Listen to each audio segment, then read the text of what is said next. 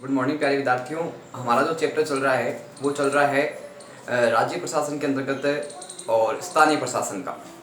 इसमें हम प्रमुख रूप से अध्ययन करेंगे 73वें एवं 74वें संविधान संशोधन का। किस प्रकार से जो वर्तमान समय में स्थितियां हैं स्थानीय प्रशासन की और किस प्रणाली को स्थानीय प्रशासन के अंतर्गत अपनाया गया है, किस प्रकार हमारे जो संसदीय शासन प्रणाली है उसको भी क्या है कि राज्य प्रशासन के अंतर्गत अपनाया गया है और उसी के अनुसार बहुत सारी व्यवस्थाएं हैं वो प्रमुखतः राज्य प्रशासन है और स्थानीय प्रशासन में प्रमुख रूप से देखने को मिलती है। तो इसी के बारे में हम आज अध्ययन करेंगे, इसी के बारे में आज चर्चा करेंगे। सबसे पहले बात आती है कि जिला प्रशासन है और भी अधिक महत्वपूर्ण हो गया है। जिला प्रशासन है उसको और भी अधिक महत्वपूर्ण है और भी अधिक शक्तिशाली है।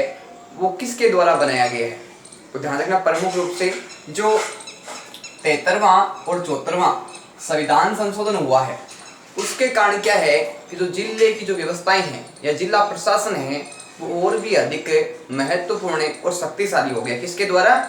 संविधान संशोधन जो हुआ था अपना 73वें और 74वें संविधान संशोधन के द्वारा ऐसा जिला प्रशासन के अंतर्गत प्रमुखतः हो गया है।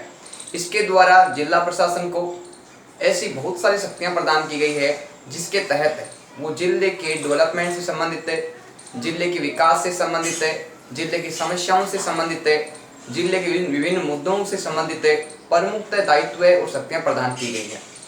आगे हम इसके बारे में विस्तार से चर्चा करते हैं। बात आती है भारत में लोक विकेंद्रीकृत संरचना का मुख्य अभिकर्ता कौन है। भारत में जो लोक विकेंद्रित संरचना है यानी प्रमुख रूप से अगर कहा जाए तो हमने बात की थी कि राज्य प्रशासन को प्रमुखतः क्या है कि विभिन्न जिलों में बांटा गया है ताकि क्या है कि प्रत्येक जिले की जो शासन संबंधी संचालन है वो प्रमुखतः किसके हाथ में रहेगा? जिला कलेक्टर है उसके हाथ में रहेगा। तो प्रमुख रूप से क्या है कि जो जिला कलेक्टर है वो प्रमुख रूप से क्या है कि लोक विकेंद्रीकृत का मुख्य अभिकर्ता है। अभिकर्ता का मतलब एजेंट भी कह सकते हैं हम एक प्रकार से।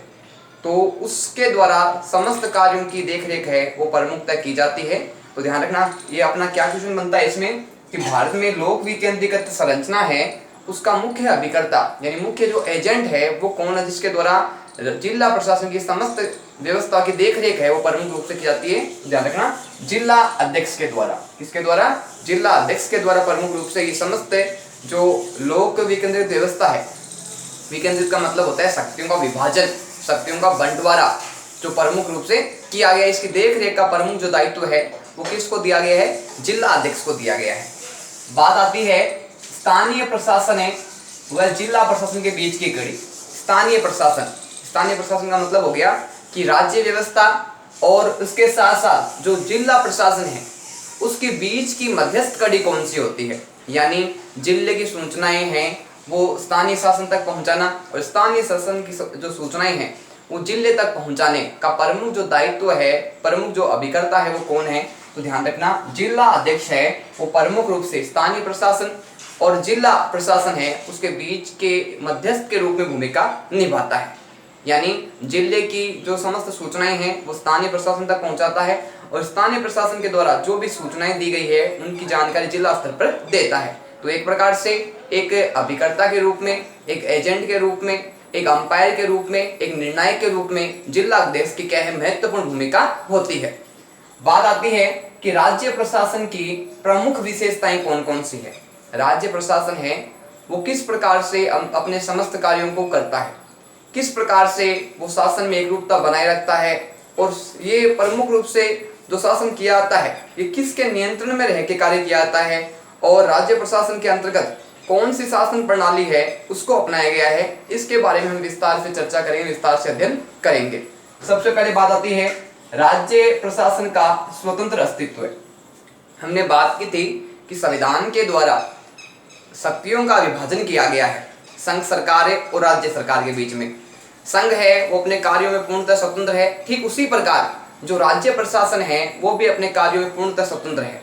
उसके ऊपर किसी प्रकार का अन्य कोई प्रकार का प्रतिबंध नहीं है, कोई किसी प्रकार के हस्तक्षेप है वो राज्य प्रशासन में नहीं कर सकता। लेकिन हमने बात की थी कि केंद्र के जो नियम कानून हैं उनमें किसी प्रकार का हस्तक्षेप है वो राज्य के द्वारा नहीं किया जाएगा। और कुछ राज्य से संबंधित महत्वपूर्ण मामले हैं जो केंद्र से संबंधित जुड़े हुए हैं, उनके संबंध में राज्य प्रशासन को केंद्र से विचार विमर्श करने की, सलाह करने की आवश्यकता होती है। लेकिन फिर भी कहा जाए तो जो राज्य प्रशासन है वो अपने क्षेत्र में पूर्णतः स्वतंत्र है और किसी प्रकार का बाहरी हस्तक्षेप है या केंद्र सरकार के द्वारा हस्तक्षेप है वो प्रमुखतः नहीं किया जाता है। बात आती है पृथक संविधान का अभाव। हम देखते हैं कि संघ में प्रमुखतः शक्तियों का विभाजन किया गया है। प्रमुखतः संविधान के द्वारा शक्तियों का विभाजन है वो केंद्र सरकार और राज्य सरकार के बीच में किया गया है। लेकिन शक्तियों का विभाजन होते हुए भी अगर हम बात करें संविधान की, क्या संविधान केंद्र सरकार के लिए और राज्य सरकार के लिए, क्या दोनों के लिए अलग अलग संविधान है या एक ही संविधान है?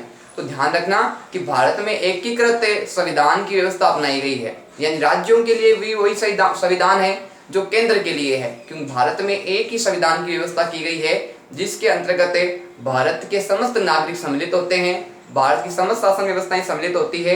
किसी के लिए भी किसी भी प्रकार के अलग संविधान की व्यवस्था नहीं दी गई है।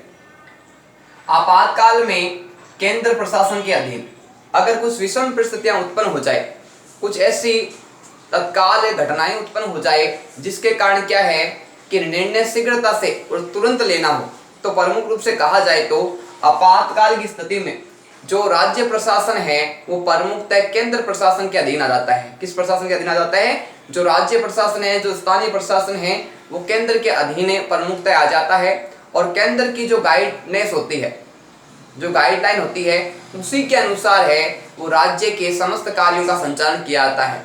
केंद्र के द्वारा अगर कुछ प्रतिबंध लगाए जाते हैं कुछ क्षेत्रों पे, तो वो प्रतिबंध राज्य को मानने पड़ेंगे। जो छूट दी गई है उसका छूट का पालन भी किया जा सकेगा। लेकिन आपातकाल की जैसे स्थितियां उत्पन्न हो गई है तो राज्य का प्रशासन है, स्थानीय प्रशासन है, वो प्रमुखतः केंद्र सरकार के पास चला आता है। जैसे अभी वर्तमान समय में अपने हुआ था, वर्तमान समय में कोविड-19 चल रही है, उसके कारण प्रमुखतः क्या है कि एक प्रकार से सारा शासन है वो केंद्र के अधीन हो गया था, संघ सरकार के अधीन हो गया था।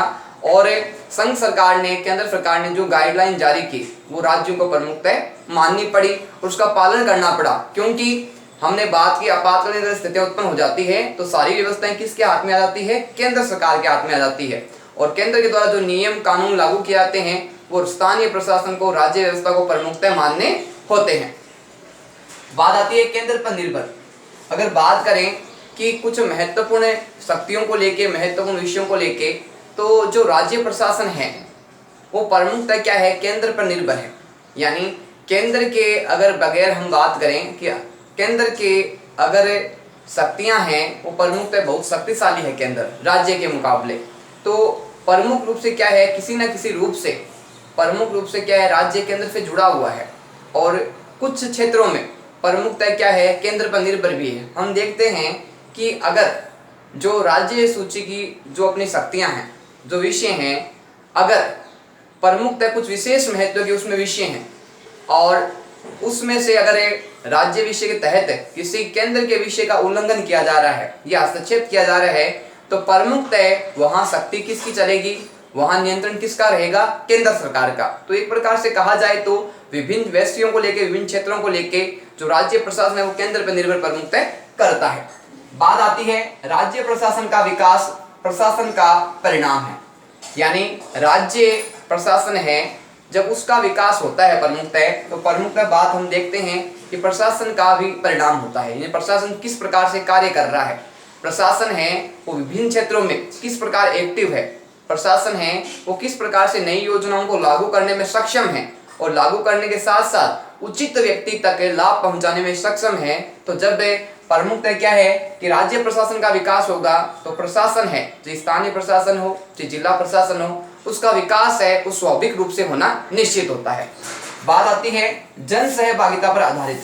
प्रमुख रूप से कहा जाए तो जो राज्य प्रशासन है वो जन सहभागिता पर आधारित है। यानी जनता के सहयोग पे, जनता के कर्तव्यों के पालन के कारण है वो प्रमुखतः जन सहभागिता यानी जनता के सहयोग पे आधारित शासन भी है, वो स्थानीय शासन कहा जा सकता है। क्योंकि नियम कानून है वो संविधान के द्वारा बनाए जाते हैं, कानून व्यवस्था के द्वारा बनाए जाते हैं, उनका पालन है वो प्रमुखतः जनता के द्वारा किया जाता है और जनता एक प्रकार से उनका पालन करती है, नियमों को पूर्ण रूप से सही तरीके से पालन करके और किसी प्रकार से किसी भी व्यक्ति को, किसी भी संस्था को, किसी भी समूह को नुकसान नहीं पहुंचाती और एक दूसरे कार्यों में सहयोग करती है, तो प्रमुखता ऐसी व्यवस्था है वो जन सहभागिता पर आधारित व्यवस्था प्रमुखता कहलाती है। बात आती है सचिवालय। सचिवालय राज्य प्रशासन की धुरी है, यानी जो सचिवालय होता है उसके द्वारा समस्त कार्यों की देख रेख का जो जिम्मा होता है वो सचिवालय के पास होता है। किस प्रकार की कार्य चल रहे हैं, किस प्रकार के कार्यों में परिवर्तन करना है, किस प्रकार की योजनाओं की आवश्यकता है, किस प्रकार के जो पहले कार्य किए गए उन्हें परिवर्तन करना है या संशोधन करना है, ये प्रमुख रूप से सचिवालय की गाइडेंस के अनुसार ही होता है। यानी एक प्रकार से कहा जाए तो जो प्रमुख है, अपन बात करें कि जिला है जो अपना, उसके द्वारा प्रमुखतः उस राज्य की जो समस्त प्रमुखतः व्यवस्थाएं हैं उसकी जो देख रेख का प्रमुखतः कार्य है वो सचिवालय के द्वारा प्रमुख रूप से किया जाता है, उसकी गाइडलाइंस को प्रमुखतः माना जाता है। बात आती है प्रमुख प्रशासकों को अखिल भारतीय सेवाओं से चयनित होकर आना, यानी जो स्थानीय प्रशासन है अपने उसमें प्रमुखतः जो अधिकारी आते हैं वो अखिल भारतीय सेवाओं से संबंधित होते हैं और अखिल भारतीय सेवाओं में वो चयनित होने के बाद में, चुने जाने के बाद में इनको विभिन्न जो पद है प्रमुख है उन पदों पे नियुक्ति दी जाती है। और जब ये अखिल भारतीय सेवाओं से चुन के आते हैं तो इनका विशिष्ट व्यक्तित्व होता है, विशेष कार्य करने की क्षमता होती है, जिस कारण क्या है प्रमुखता इनको क्या है कि विभिन्न प्रशासनिक जो पद है उन पे इनकी प्रमुखता नियुक्ति की जाती है। अब बात करते हैं कि जैसे केंद्र सरकार की बात की हमने, केंद्र सरकार का जो प्रतिनिधि होता है, जो संवैधानिक प्रमुख होता है वो कौन होता है? राष्ट्रपति होता है। ठीक उसी क्रम में हम बात करते हैं कि राज्य का जो प्रतिनिधि है वो प्रमुखतः कौन होता है। तो ध्यान रखना कि राज्यपाल राज्य में राष्ट्रपति का प्रतिनिधि, यानी राज्य में हम प्रतिनिधि की बात करें तो राज्य का जो प्रतिनिधि होता है वो होता है राज्यपाल। कौन होता है? राज्यपाल होता है। और केंद्र का जो प्रतिनिधि होता है वो कौन होता है? राष्ट्रपति। तो एक प्रकार से जिस प्रकार से केंद्र में व्यवस्था अपनाई गई है ठीक उसी प्रकार से भारत में राज्य व्यवस्था के अंतर्गत भी क्या है कि प्रतिनिधि के रूप में राज्यपाल को सम्मिलित किया गया है। यानी केंद्र का प्रतिनिधि कौन है? राष्ट्रपति है और राज्य का प्रतिनिधि कौन है? राज्यपाल को बताया गया है। बात आती है स्थानीय प्रशासन है राज्य प्रशासन के अधीन है। स्थानीय प्रशासन है वो किसके नियंत्रण में, किसकी देखरेख में, किसकी गाइडलाइन में प्रमुखतः कार्य करता है? तो ध्यान रखना कि जो स्थानीय प्रशासन है वो राज्य प्रशासन के अंतर्गत कार्य करता है। जैसे अपना जिला प्रशासन है वो प्रमुखतः राज्य प्रशासन के गाइडलाइन के अनुसार, उसके नियमों के अनुसार और उसने जो व्यवस्थाएं बना रखी है उसके अनुसार प्रमुखतः कार्य करता है। तो एक प्रकार से कहा जाए तो जो स्थानीय है व्यवस्थाएं वो किसके नियंत्रण में रहती है? प्रमुख रूप से जो अपना स्थानीय सुशासन है उसके नियंत्रण में रह के प्रमुखतः स्थानीय प्रशासन है वो प्रमुखतः हर क्षेत्र में अपना कार्य करता है और कुछ विशेष स्वतंत्रता के लिए, कुछ विशेष शक्तियों के लिए पहले जो स्थानीय प्रशासन है उसको राज्य प्रशासन से प्रमुखता अनुमति लेनी पड़ती है और अनुमति के बाद में क्या है कि प्रमुखता कुछ विशेष क्षेत्रों में वो कार्य कर सकता है। बात आती है कि सचिवालय है उसकी स्थापना कब की गई।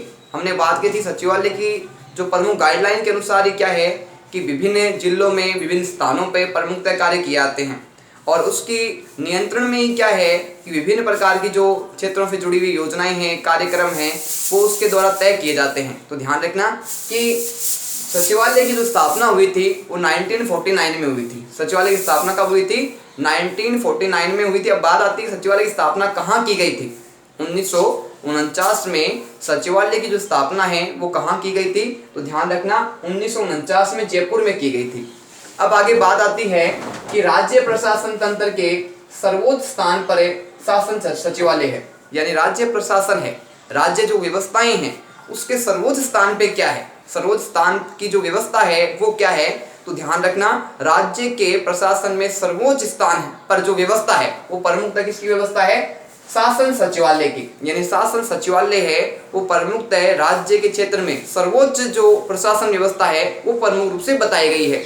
इसी क्रम में आगे बात आती है कि राज्य प्रशासन पर नियंत्रण रखता है, यानी सचिवालय का प्रमुख कार्य क्या है कि जो राज्य प्रशासन है, राज्य में जो भी कार्य हो रहे हैं, राज्य में जो भी योजनाएं चल रही है, राज्य में जो भी कार्यक्रम चल रहे हैं, राज्य संबंधी जो अन्य विशेष प्रकार के गतिविधियां हैं उन समस्त गतिविधियों की देखरेख करना और उस पर नियंत्रण रखने का जो प्रमुख कार्य है वो किसके द्वारा किया जाता है? सचिवालय के द्वारा किया जाता है। एक प्रकार स्पष्ट होता है कि राज्य प्रशासन है वो प्रमुखतः किसके नियंत्रण में है? सचिवालय के नियंत्रण में राज्य प्रशासन को प्रमुखतः बताया गया है।